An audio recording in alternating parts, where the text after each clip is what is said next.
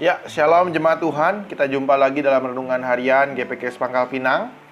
Hari ini edisi ketiga, Hidup Tanpa Ketamakan. Nah, saudara, hari ini kita akan fokus kepada apa yang harus kita lakukan untuk menghindari ketamakan dan melatih hidup kita ini cukup, supaya kita tidak akhirnya makin tamak akan uang dan barang. Nah, saudara, obat ketamakan adalah hidup dalam kerajaan Allah. Dalam kerajaan Allah, kita percaya, kita yang meyakini bahwa Allah akan menyediakan kebutuhan bagi kita dan melindungi kita. Nah, saudara, Allah tetap bekerja dalam dunia ini untuk kebaikan kita. Dan ingatlah bahwa Allah memiliki sumber daya yang tidak terbatas, dan Ia selalu dapat memberi kepada kita sesuai dengan apa yang kita butuhkan. Namun, saudara, ingatlah bahwa Allah tidak langsung menjatuhkan kepada kita uang dari atas langit, atau diam-diam Tuhan transfer kepada kita di rekening bank tiba-tiba banyak sekali uangnya seperti itu. Tidak, Bapak Ibu Saudara. Allah bekerja lewat ciptaannya juga. Menurut James Bryan Smith, Allah menyediakan yang kita butuhkan itu melalui orang lain. Bisa kawan kita seiman, bisa anak Tuhan yang kita nggak kenal, ataupun bisa orang lain yang sama sekali bukan anak Tuhan, di luar kekristenan seperti itu. Allah bisa pakai semuanya untuk mencukupi segala kebutuhan kita. Nah, ketika Allah menggerakkan kita untuk memberi, menggerakkan orang lain untuk menerima pemberian kita. Demikian sebaliknya, ketika kita pun membutuhkan, Allah menggerakkan orang lain untuk memberi, mencukupkan kebutuhan kita. Dan inilah yang dipercaya oleh Smith sebagai ekonomi kerajaan Allah. Namun, saudara, prinsip ini seringkali disalah mengerti. Ini bukanlah investasi. Anda mungkin pernah mendengar ya, pengkhotbah di gereja berkata demikian. Jika kamu memberi 1 juta untuk gereja, untuk pelayanan Tuhan, maka kamu akan dibalaskan berkali-kali lipat, 10 kali lipat, 100 kali lipat. Bisa dapat 10 juta kalau kasih 1 juta. Lalu ada beberapa pasang suami istri ataupun jemaat memberi banyak sekali kepada gereja itu, dan tiba-tiba pengkhotbah itu menjadi kaya mendadak seperti itu. Nah, saudara, mereka memegang prinsip ini. Kalau kamu mau menabur, kamu akan mendapatkan berkali-kali lipat balasannya. Nah, saudara, ini salah satu prinsip yang berlawanan dengan perintah Tuhan Yesus tentang uang. Inilah yang menjadi akar dosa ketamakan itu. Saudara, pelayan Tuhan itu memanipulasi rasa takut jemaat Tuhan dan memainkan hasrat seseorang akan uang dan barang. Mereka mencatut nama Tuhan Yesus, dan ini adalah sebuah hal yang sangat memalukan, saudara. Allah tidak bekerja sedemikian. Allah tidak minta kita beri sesuatu dan kemudian mengharapkan balasan yang berkali-kali lipat. Enggak, saudara. Allah sudah memberikan seluruhnya untuk kita. Dan dirinya itu adalah jaminan yang pasti bahwa Ia akan memelihara kita. Gimana tidak, Bapak Ibu Saudara? Dalam diri Tuhan Yesus itu telah dicurahkan, dikorbankan untuk kita semua manusia yang berdosa. Masa Tuhan enggak sediakan apa yang kita butuhkan? Nah, saudara, kita memberi karena kita mengasihi, dan kita menolong orang untuk memenuhi kebutuhan saudara-saudara kita seiman dan sesama kita. Itu tujuan kita memberi, saudara. Bukan untuk dibalaskan berkali-kali lipat. Nah, saudara, saat ini kita dibombardir dengan ratusan iklan yang kita tonton lewat Facebook, lewat Instagram, lewat WA, ataupun di televisi. Kita terus dipicu untuk punya hasrat, dan kita dipicu akan ketakutan-ketakutan yang dibuat oleh pengiklan, Bapak Saudara. Nah, kira-kira berapa ribu sih yang kita tonton? Kalau hitung-hitung, kalau setahun itu bisa banyak sekali, ribuan, bahkan puluhan ribu, mungkin bisa ratusan ribu. Nah, Bapak Saudara, para pembuat iklan memang tahu bagaimana memainkan rasa takut kita dan hasrat kita ini. Nah, saudara, kita perlu waspada akan tawaran-tawaran dunia ini yang membuat kita semakin hari semakin tergoda untuk tamak. Nah, saudara, cara yang terbaik untuk hidup tanpa ketamakan adalah hidup dalam kerajaan Allah. Hidup tanpa rasa takut. Hidup dalam kerajaan Allah, percaya bahwa Allah itu tahu kebutuhan kita. Ia mencukupi kebutuhan kita, dan Ia memelihara kita. Saudara, mari kita terus beriman kepada Allah. Kerajaan Allah itu kekal dan tak tergoyahkan. Nah, saudara, ada pertanyaan menarik tentang ekonomi kerajaan Allah ini. Apakah harus orang-orang percaya, murid-murid Tuhan Yesus ini hidup dalam kemiskinan? Tidak, Bapak Saudara.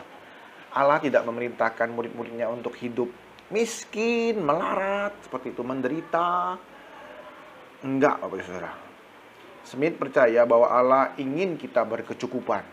Ini penting, berkecukupan. Makan cukup, sandang cukup, papan cukup, bahkan rekreasi dan liburan pun Allah mempersiapkannya untuk kita. Allah menginginkan kita menikmatinya juga. Nah, dalam doa Bapa kami diajarkan oleh Tuhan Yesus, kita meminta kepada Bapa di sorga makanan kita yang secukupnya sehari-hari. Kalau dalam bahasa Inggris itu our daily bread, roti kami sehari-hari. Nah, di sini Allah mengajak kita hidup sederhana, secukupnya. Bukan berlebihan, bukan kemewahan, tapi secukupnya. Nah, saudara, kesederhanaan ini adalah sikap yang bisa mengalahkan ketamakan kita. Nah, saudara, apa yang Anda beli itu bukanlah Allah. Apa yang Allah berikan itu bukanlah Allah. Itu adalah materi. Jadi, ketika kita mau belajar hidup tanpa ketamakan, mari kita hidup belajar untuk menyeleksi apa yang kita beli, apa yang kita inginkan, seperti itu. Mari kita bertanya dulu sebelum kita memutuskan untuk membeli. Apakah saya membutuhkan barang ini? Kemudian yang kedua, tanyakan, apakah benda ini memberikan sukacita kerajaan Tuhan kepada saya? Apakah sukacita yang diberikan barang ini punya dampak yang berkelanjutan ataupun hanya sementara? Lalu kemudian tanyakan lagi, apakah benda ini membuat saya terobsesi dan lupa mengumpulkan harta di surga? Nah, biarlah 3 pertanyaan ini boleh menolong kita memutuskan ketika kita ingin sesuatu ataupun mengejar sesuatu. Mari Bapak Saudara, kita belajar hidup sederhana. Rasul Paulus mengingatkan kepada kita tentang cinta akan uang. Itulah akar sebuah kejahatan. Jadi bukan uang akar kejahatan itu, tapi cinta akan uang. Itulah yang berbahaya. Dalam 1 Timotius pasal 6 ayat 6 sampai 10, itu Paulus mengingatkan jemaatnya supaya mereka tidak cinta akan uang, tapi bisa menggunakan uang itu dengan bijak dan berguna bagi hidup dirinya dan hidup sesama. Saudara, mari kita hidup mencukupkan diri dengan apa yang ada. Ketika Tuhan memberikan kepada kita segala yang kita butuhkan, mari kita mengucap syukur kepada Dia. Ketika Tuhan memberikan kita lebih dari apa yang kita butuhkan, mari kita menggumulkannya di hadapan Tuhan. Siapakah yang bisa kita bantu? Siapa yang kita bisa tolong? Supaya kita bisa membagikan sesuatu dan uang kita kepada sahabat-sahabat kita, rekan-rekan kita yang membutuhkan. Dan ketika kita membutuhkan, mari terus percaya kepada Tuhan. Tuhan akan mencukupi segala kebutuhan kita. Entah itu dari mana caranya. Percaya saja. Nah, saudara, Smith memberikan sebuah langkah praktis untuk melatih hidup tanpa ketamakan ini. Mengikis ketamakan dalam kehidupan kita. Yaitu dengan deakumulasi. Deakumulasi, mengurangi apa yang kita punya. Smith mengajak kita untuk melatih hidup sederhana dengan cara memberikan barang-barang kita kepada orang lain. Ada 5 barang yang harus dibagikan kepada orang-orang yang kita kenal dan yang membutuhkan barang ini. Dengan syarat barang ini bukanlah sampah ya. Jadi bukan barang hancur, barang yang nggak kepake lagi, tapi barang yang masih berguna, masih bisa dipakai dalam kondisi baik. Contoh, kita punya 3 gitar di rumah. Nah, kasihlah salah satu untuk sahabat, kerabat, ataupun adik tingkat, ataupun anak rohani yang membutuhkan gitar, yang mau latihan gitar, mau belajar gitar, tapi mereka nggak punya gitar pribadi seperti itu. Jadi bisa menolong dia belajar. Jadi gitar ini berguna buat dia. Nah, lakukanlah di dalam bulan Desember ini, selama sebulan ini ada kesempatan, mungkin bisa pikir 5 barang yang bisa kita hibahkan, diakumulasikan dari perbendaharaan kita, dan ini semoga menjadi kado yang terindah bagi sahabat-sahabat kita.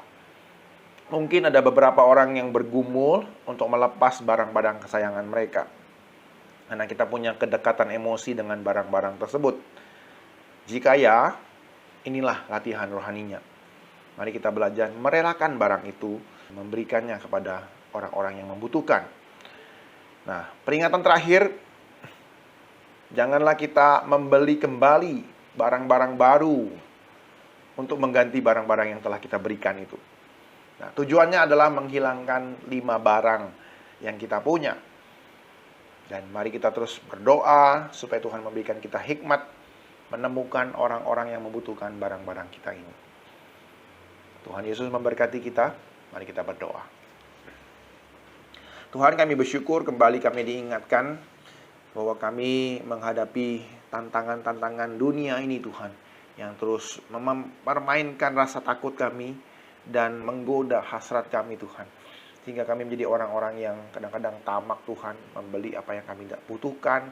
Kami menghambur-hamburkan uang kami. Tuhan, ampuni kami, Tuhan. Dan ajarlah kami boleh peka akan kehendak-Mu dan melatih diri kami hidup dengan sederhana, hidup dengan cukup, bukan dengan berlebihan, Tuhan.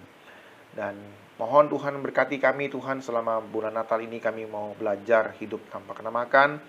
Kami mau membagi barang-barang kami yang Tuhan kasih lebih, sehingga bisa berguna bagi saudara-saudara seiman kami yang mereka membutuhkannya. Mereka bisa memakainya lebih berguna untuk kehidupan mereka. Terima kasih Tuhan Yesus buat firman-Mu ini.